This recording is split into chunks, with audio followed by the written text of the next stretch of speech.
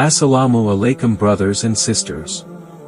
Before time began, before the mountains stood tall and the oceans roared, there was only Allah, the creator of everything we know. With a single command, He brought the universe into existence, from the tiniest particle to the grandest galaxy. This is the story of creation, a story that reveals Allah's unmatched power, His wisdom, and His perfect design. Join me as we explore how everything around us, every star, every drop of rain, every living creature, points to the greatness of Allah. Welcome to The Beginning, Allah's Power Over Creation.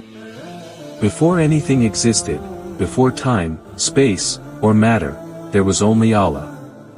He is eternal, with no beginning and no end. The vastness of the heavens and the earth, the galaxies, and all the mysteries of the universe had yet to be brought into existence. Allah, in His infinite wisdom and power, willed for creation to come into being. As Allah says in the Quran, "To Him is due the primal origin of the heavens and the earth. When He decrees a thing, He says to it, be.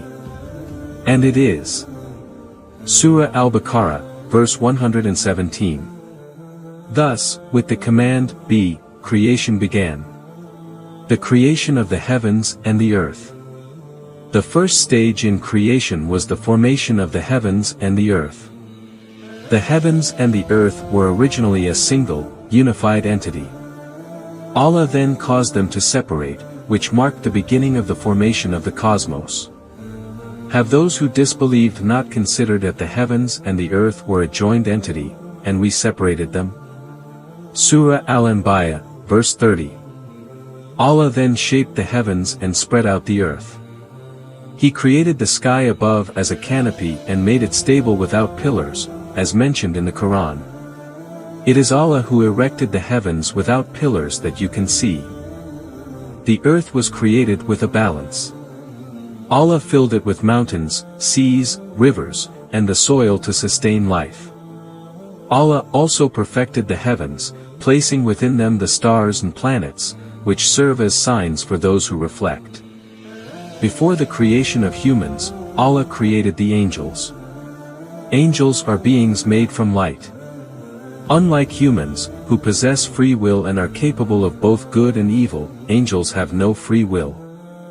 Their sole purpose is to obey and worship Allah, carrying out His divine commands without question or hesitation. In the Quran, Allah describes the role of angels. They fear their Lord above them, and they do what they are commanded.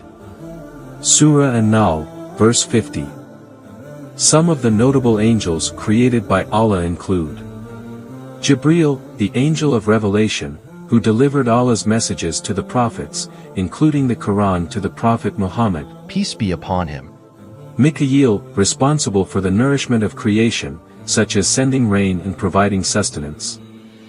Israfil, the angel who will blow the trumpet on the day of judgment, signaling the end of time. Malik, the guardian of hell. Ridwan, the guardian of paradise. These angels constantly glorify Allah and perform specific duties, whether it be recording the deeds of humans or controlling elements of nature like the wind and rain.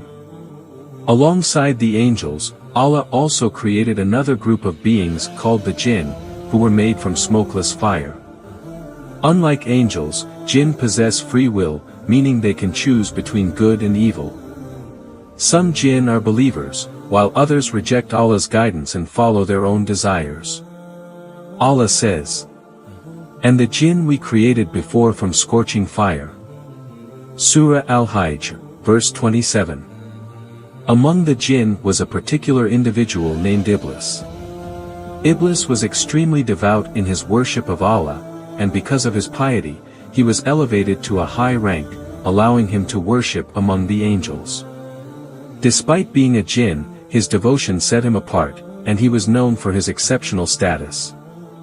The final stage of creation involved the making of Adam alayhi salam, the first human. Allah created Adam from clay, molding him with His own hands and shaping him into a perfect form. Once Adam's form was complete, Allah breathed life into him. As Adam came to life, he became the first human being, a new creation that was distinct from the angels and the jinn. Allah says in the Quran, He created man from clay like that of pottery. Surah Ar-Rahman, verse 14. After creating Adam, Allah taught him the names of all things, giving him knowledge and understanding that even the angels did not possess. Allah then commanded all the angels and Iblis to bow before Adam as a sign of respect, not worship. When Allah commanded the angels and Iblis to bow before Adam, all the angels immediately obeyed. However, Iblis refused. Out of arrogance, Iblis believed that he was superior to Adam, as he was made from fire, while Adam was made from clay. Allah asked Iblis, "What prevented you from prostrating when I commanded you?" Iblis responded, "I am better than him. You created me from fire and you created him from clay." Surah Al-Araf, verse 12.